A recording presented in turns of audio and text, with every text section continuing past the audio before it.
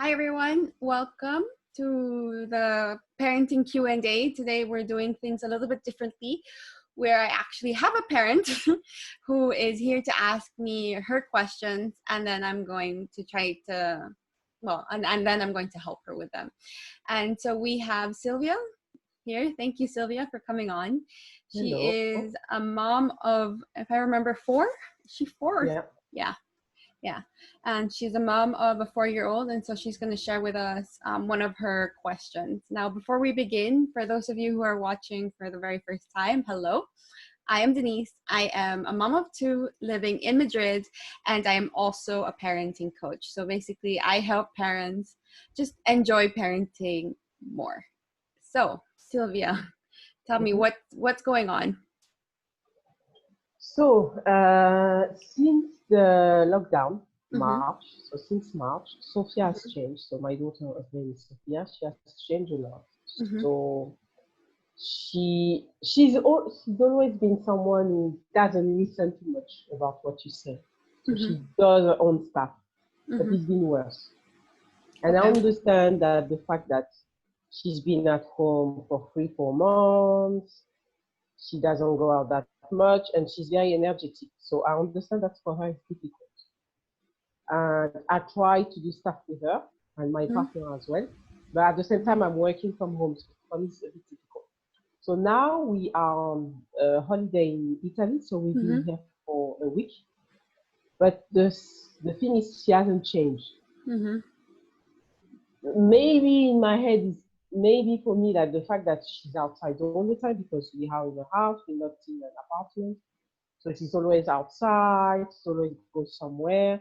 She has a bicycle, etc. So she does stuff, but still behavior hasn't changed. She kind of rude, I would say, to her grandparent. And so I don't know what to do. So what exactly is making you say that she doesn't listen?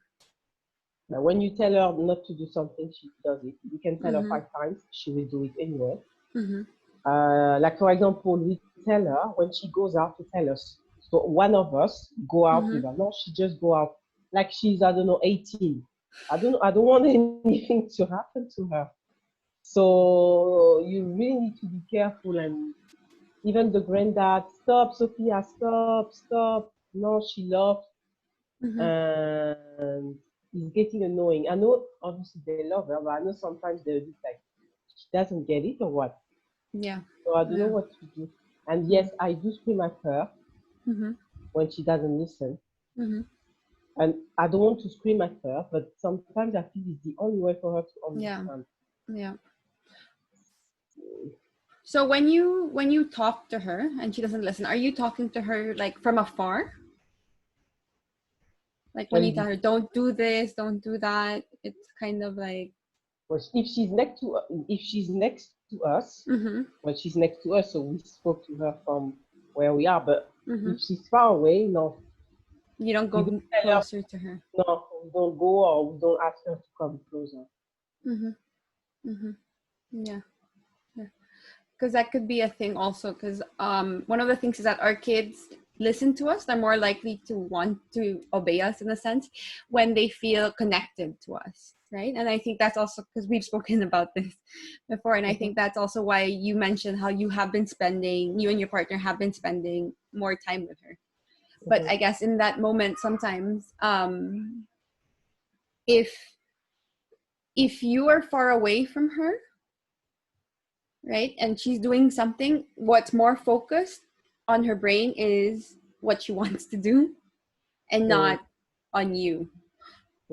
And I know we can't always approach them, but if we are able to actually kind of like, remind them that we are here and we are people, we're not just voices from far away. Yeah, that can sometimes help when it comes to listening. Do you think that would make a difference? I never thought about doing it, to be honest. So I need to try. Yeah. Yeah, I never thought about it. And but the thing is, when she's closer Mm-hmm. and she's still not listening, Mm-hmm. what can I do? I don't know. Mm-hmm. Yeah, I tell her not to do it. Stop doing it.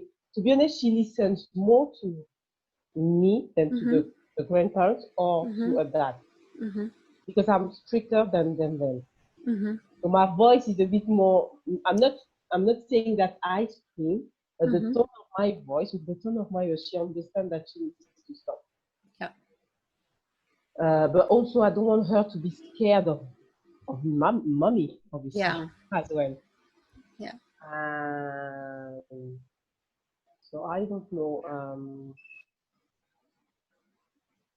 Yeah, I don't know when she's closer. What can I do? Mm-hmm. What do you think is going on with her when she's close to you and she doesn't listen? Why doesn't she do it? Because it seems like for her it's a, I don't know, it's a game, or Mm-hmm. because she always laughs like, Mm-hmm. you know, it's funny, but it's Mm-hmm. not funny. Mm-hmm. So But is it I'm enjoying the like not listening to you laugh, or is it like I'm like a nervous laugh? no, no, like for her it's a game. She's just playing basically. Mm-hmm. But we tell her it's not a game. You need Mm-hmm. to stop. We are not playing right now. Sometimes we do play, but Mm-hmm. sometimes we don't. Mm-hmm. And I don't know how to maybe I need to explain to her. I mean, she's 4, she's not a baby anymore. Mm-hmm. I know sometimes she doesn't understand what you want to tell her, but Mm-hmm. maybe find a way to explain to her when it's playtime and when it's not playtime. Mm-hmm. Yeah. Um, it's like the my partner grandma, she's still alive, so she's quite old. And Mm-hmm. so she sometimes she looks at you, but you're not sure that she looks at you. Mm-hmm. And yesterday, she was, I don't know if she was looking at Sophia, but then Sophia was making like some kind of nasty look at her. And then we Mm-hmm. said to her, "What are you doing?" And she Mm-hmm. was like, "Yeah, but she's looking at me like she's in a bad way." And we said, Mm-hmm. "No, she's not." Yes. You know, she's really like, come on, you want to have a fight with Mm-hmm. me? Like, you fool, you cannot look at her like that. Yeah. So, and for me, she's only 4 and she's not listening. I don't know if it's normal, first of all. Mm-hmm. Is it because people, kids at 4 Mm-hmm. don't listen? But I don't want Mm-hmm. this to get worse, basically. Yeah. Yeah. Yeah, I know what you mean. So the thing with 4 is that they kind of seem older already, right? Like you Mm-hmm. said, like she's not a baby anymore. But at the same time, their cognitive function, their executive function isn't like fully developed yet, Okay. right? So they're still not able to stop what they're doing or to like listen in some ways. Yeah. So Mm. I wonder if when in those situations where you feel like you say something and she's not listening, instead of just repeating the same thing again and again, do you think there are other ways that you can kind of support her to do what you're asking? Mm. Yeah, I never thought about it either. Because obviously, if I said to her, "Stop doing this," I said, "Stop," and nothing changes. And maybe explain why I said Mm-hmm. stop Mm-hmm. doing what you're doing. Mm-hmm. My word. Mm-hmm. Uh, or maybe I can ask her, "What do you think mom is saying? You should Mm-hmm. stop." Mm-hmm. Yeah. Mm-hmm. Hmm. Yeah. I could try that as well. Yeah. And you can oh, it was while you're talking it something came to me. Anyway, it will come or not. It will come back in. Mm. But another thing that you can also do is when you see that, yeah, it's that, right? When you see that she's not listening, it's to try another tactic. Now I remember what it was. Okay. So it was instead of focusing on what you don't want her to do, right? Is to focus on what she can do. So if you're telling her to stop playing with this, it's easy. It's helpful for her also if you tell her, okay, if I don't play with this, what can I do instead? Mm. Mm. Yeah, true. So, yeah, true. I need to find other alternatives. And I never thought about, yeah. Because sometimes, for example, she climbs on my back, and I said to her, don't do that because I'm pregnant. And she does that once, twice. Yeah. And then I scream, I said, don't you understand? And my partner said, calm down, Sylvia. I said, yeah, but she doesn't get it. Yeah. And I could have said, sit down next to me and let's watch, some cartoons. Mm-hmm. And straight away, I was like screaming because after 3 or 4 times, she didn't get it. Yeah. Yeah, yeah, Yeah. yeah. I need to try that definitely. Yeah. Because like what happening, for example, in that situation is, at least what it seems like to me, is that she's like jumping on your back because she wants to play with you. Yes. Yeah. And she's kind of asking for connection. And of course it's totally valid that you don't want her jumping on your back. But it's still possible to like meet her in what she's asking for and not necessarily allow her to jump on your back. Okay. Yeah. Yeah. Okay. So I didn't want this to be too long. Before we leave, I wonder, could you share with me what would be your main takeaway from today's call?